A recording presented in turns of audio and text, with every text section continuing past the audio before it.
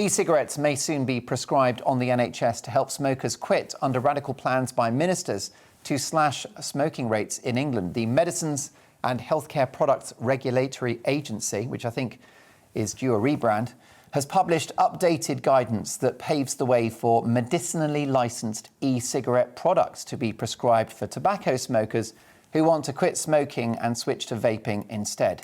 The move could see England become the first country in the world to prescribe medicinally licensed e-cigarettes.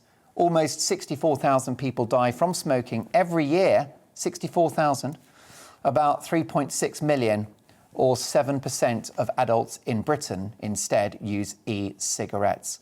Well, joining me to discuss this is the co-author of The Easy Way to Quit Vaping. That's part of the very successful Easyway franchise, The Easy Way to Quit Sugar, The Easy Way to Stop Smoking. It's the remarkable brainchild of Allen Carr, who is sadly no longer with us, but his heir apparent is the psychological genius, John Dicey, who joins me now. Hi, John. Hi, Mark. Great to see you. Thanks for making the time on a Friday night to talk to us.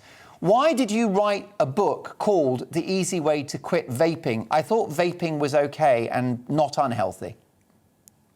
Yeah, I mean, the harm reduction arguments for vaping are very strong.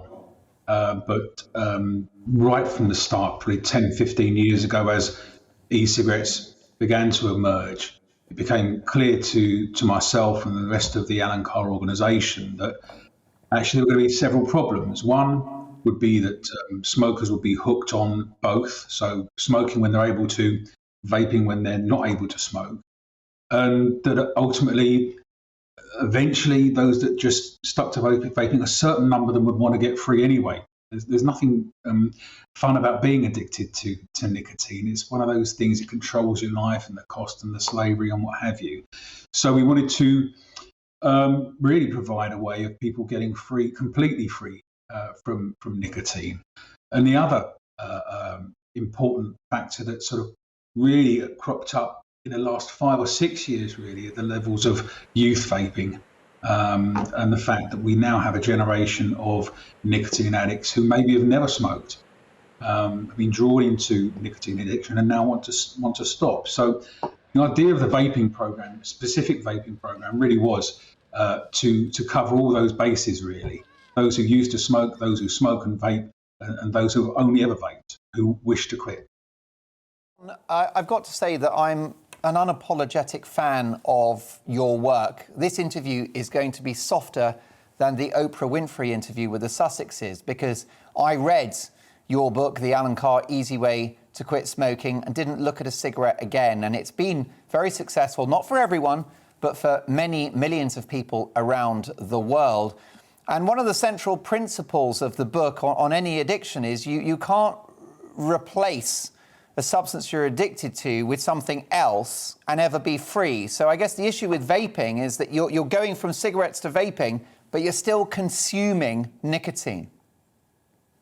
That's right. I mean, sort of in ever-increasing amounts, often people who maybe restrict their intake of nicotine because they don't smoke indoors or don't smoke at home tend to find themselves vaping more frequently, almost permanently in some cases. But as I say, we have to be careful. I mean, as I say, the harm reduction arguments for vaping are real.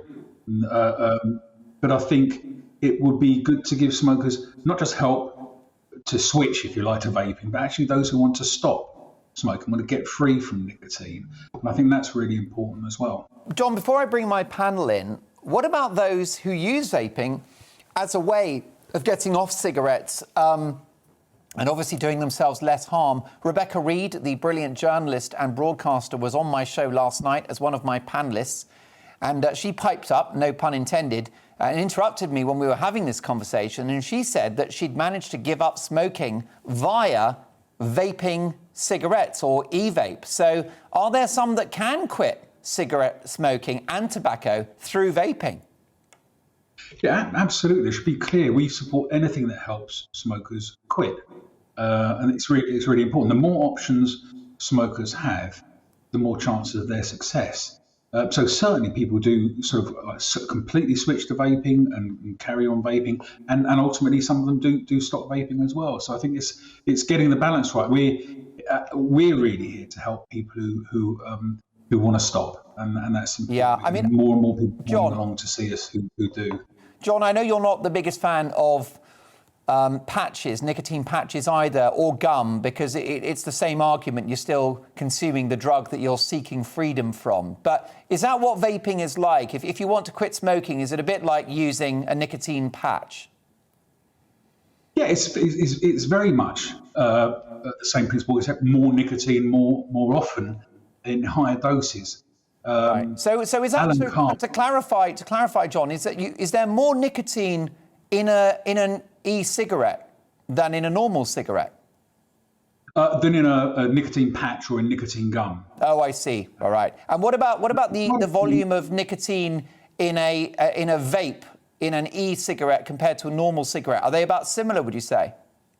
No, I think it really depends on which liquid people are using, and the devices are often self-regulated, so they can be incredibly strong levels of nicotine. And we do hear from people who are fed up. They come to see us to our live seminars or via the video program online or whatever, and they find themselves constantly doing it.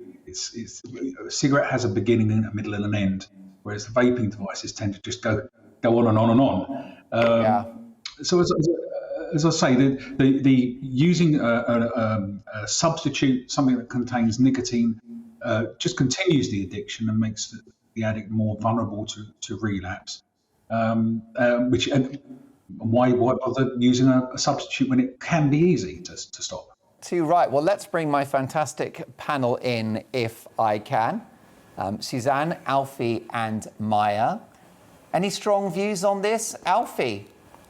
No. Do you have an addictive personality apart from your obsession with numbers? Yeah, economics. Can't get enough of it. No, I agree a lot with what John was saying. I have a real concern with a strategy that is about replacing, one form of chemical substance addiction with another. It's not just actually that there's an unknown in all of this. At one point we thought cigarettes were actually pretty safe and nothing to really worry about. And the same can be true of new forms. I mean, I've got, no reason to believe that that in this particular case that's going to be true. But there is an uncertainty around these new forms of chemical inhalation. But actually, more broadly, if you're trying to address addiction, you actually should be looking at not substituting one form of dependency for another, but looking at how do you help people live more fulfilled lives so that they don't need this sort of dependency in the first place. There you are. What do you think about this, Maya?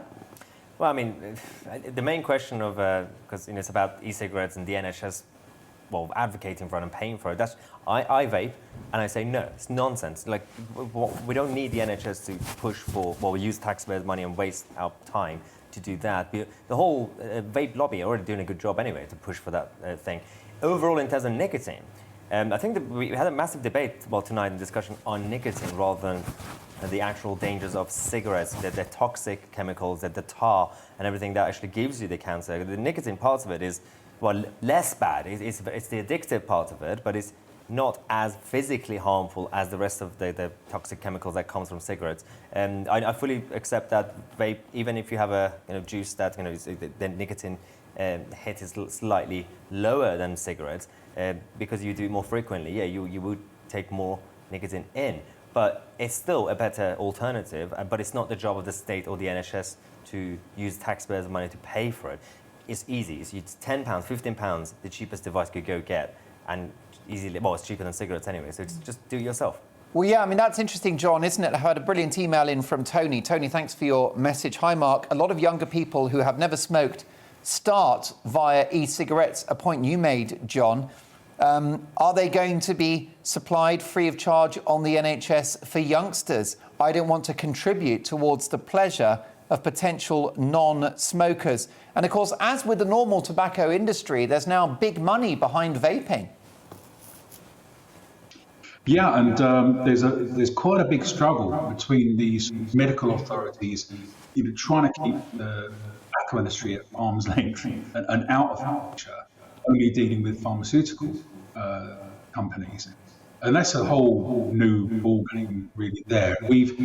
worked really hard with the World Health Organization this year. I've been very honoured to be advising them on their Quit 2021 campaign.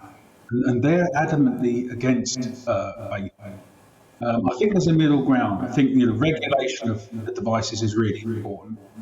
Making sure that the consumers know, what's it, how safe the ingredients are, or whatever. But also, as I say, I can't emphasise this enough.